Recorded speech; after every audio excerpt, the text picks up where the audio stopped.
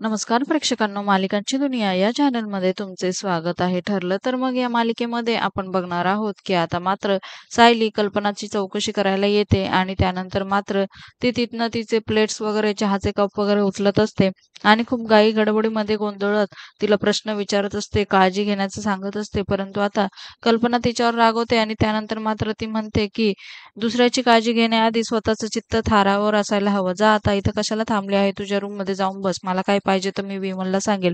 आणि आता सायली मनाशी म्हणते, तुम्हाला कसं काय माझ्या मनातलं सगळं कळतं? माझं चित्त थाऱ्यावर नाहीये हे तुम्हाला लगेचच कळलं न सांगता सुद्धा. आणि त्यानंतर हो मी जाते असं म्हणून सायली तिथून निघून जाते.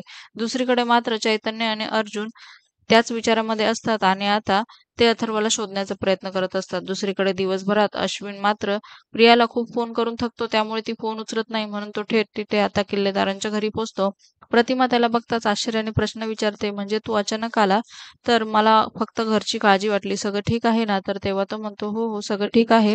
फक्त तिने फोन उचलले नाही म्हणून मी तिची चौकशी करायला इथे आलो. आणि हे मात्र आता लगेचच तिथे लपून प्रिया ऐकते. त्यानंतर मात्र ती म्हणते की हो, अरे तन्वी तर ठीक आहे. तुला हवं तर तिला भेटायचं असेल तर जा रूममध्ये जाऊन भेट. ती आहे रूममध्ये. त्यानंतर लगेच पळतच प्रिया रूममध्ये जाते आणि तिथे असलेल्या पाण्यातून मात्र आता लगेच डोळ्यामध्ये पाणी घालते आणि लगेचच आता तिथे झोपून घेते. इकडे आता अश्विन तिथे येतो. 2-3 वेळेला दरवाजा नॉक करतो, परंतु आता ती काय आवाजच देत नाही म्हणून तो डायरेक्ट आतमध्ये येतो. इकडे मात्र आता तन्वी पुन्हा त्याच्यासमोर रडू लागते आणि पुन्हा तेच तेच बोलू लागते की माझ्याच नशिबात असं का. दुसरीकडे मात्र आता सायली अर्जुनला फोन लावायचे खूप प्रयत्न करते. आता अर्जुन म्हणतो काय उत्तर देऊ ह्यांना आणि काय सांगू, त्यामुळे आता तो फोन काय रिसीव्ह करत नाही. दुसरीकडे अश्विन मात्र आता तिला सांगत असतो की मला खरं तर तुला एक सांगायचं आहे. आणि असं म्हणून आता ते दोघं एकमेकांचा हात हातात घेतात आणि आता अश्विन मात्र त्याच्या मनातलं आता प्रियाला सांगणारच असतो. तेवढ्यात मात्र प्रतिमा येते, तर पटकन दोघे जण हात बाजूला करतात आणि आता प्रतिमा म्हणते कॉफी वगैरे घे. तर तेवढ्यात तो म्हणतो, नको प्रतिमा आत्या, मी खरं तर आज घरी लवकर जाणार आहे असं कळवलं होतं, परंतु आता इथे अशी सिच्युएशन होती म्हणून मी इथे आलो. त्यानंतर मात्र आता मी येतो असं म्हणून तो तिथनं रूम मधनं बाहेर पडतो. दुसरीकडे आता कल्पनाला विमल आणि प्रताप खाली घेऊन येतात. तेव्हा विमल म्हणते, तुम्ही कशाला आलात? मी रूम मध्ये तुमचं ताट पाठवलं असतं ना. तेव्हा कल्पना म्हणते, अगो हो सगळं ठीक आहे, पण आता मला कंटाळा आला आहे रूम मध्ये बसून, त्यामुळे मी बाहेर आले. आणि तुम्ही आता मला ओरडू नका बरं का हो, असं ती प्रतापला म्हणते. तेव्हा तो म्हणतो, नाही नाही मी कशाला ओरडतोय, बस तू इथं शांत. त्यानंतर आता अस्वस्थ असलेल्या सायलीकडे त्या दोघांचं लक्ष जातं आणि काय चाललं आहे हिचं केव्हापासून, ही अशी का अस्वस्थ दिसते आहे, नक्की काय झालं असेल. तर आता तो म्हणतो की मी जाऊन अर्जुनला विचारू का. तर आता ती सांगू लागते की अरे अर्जुन आलेलाच नाही अहो घरामध्ये. तर मग आता हे ऐकून प्रतापला अजूनच धक्का बसतो. पण मी आल्यापासून सायली अशाच चक्रा मारते, काय माहिती काय झालं असणार. दुसरीकडे आता प्रतिमाला अश्विन सांगू लागतो की थोड्या दिवस आपण तिचे मूड सांभाळूया आणि आपण सगळे मिळून तिची काळजी घेऊया. त्यानंतर मात्र आता तो तिथून निघून जातो. दुसरीकडे अर्जुन आणि सोबतच चैतन्य या दोघांचा पण मोबाईल स्विच ऑफ होतो आणि गाडीमध्ये पण चार्जर नसल्यामुळे खूपच प्रॉब्लेम होतोय.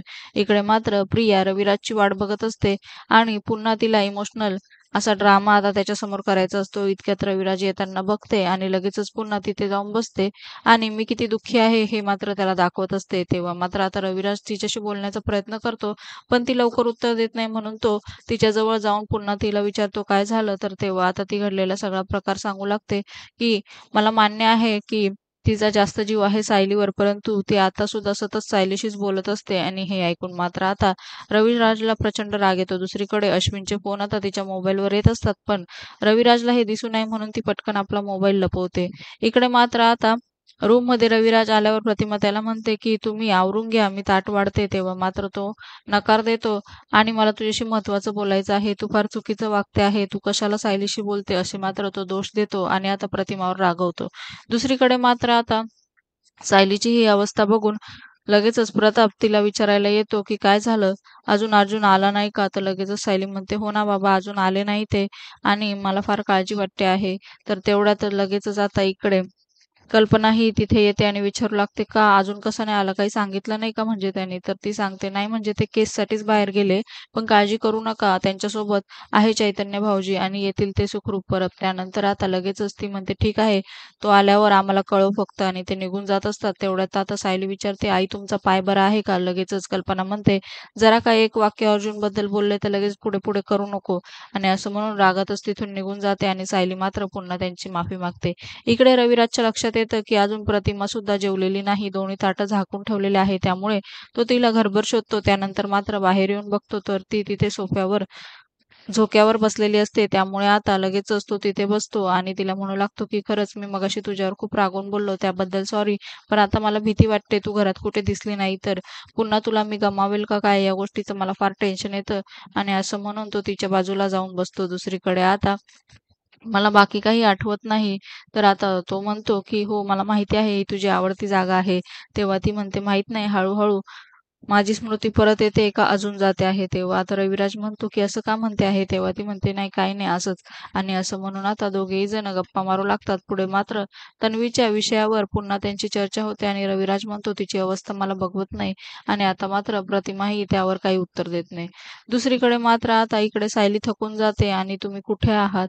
असं म्हणून ती दरवाजाला डोकं लावून बसते. इकडे आता अर्जुनच्याही लक्षात येतं, की खूप उशीर झाला आहे. सायली माझी वाट बघत असणार आणि काळजीत असणार. येणाऱ्या भागात आपण बघणार आहोत, की सायली देवासमोर उभी राहते आणि जर माझी भक्ती खरी असेल, तर आज ह्यांना अथर्व विचारे सापडू दे आणि यांना दोघांना सुखरूप ठेव, असं ती देवाजवळ प्रार्थना करते. तर दुसरीकडे आता अथर्व मात्र अर्जुनला सापडतो आणि अर्जुन मात्र आता त्याला जाब विचारतो, "तुला कळत नाही का? तुझ्यामुळे एका निर्दोष व्यक्तीला शिक्षा होणार नाही, हे तुझ्या लक्षात येत नाही का?" तेव्हा अथर्व घाबरून म्हणतो, "हो, माझ्या लक्षात येत आहे." आणि आता मग अर्जुन त्याला जाब विचारतो, "मग का इथे पळून आला?" तेव्हा मात्र आता अथर्व काहीच उत्तर देऊ शकत नाही. मालिकेच्या अशाच नवनवीन भागांसाठी आपल्या चॅनलला नक्की लाईक करा, शेअर करा, सबस्क्राईब करा.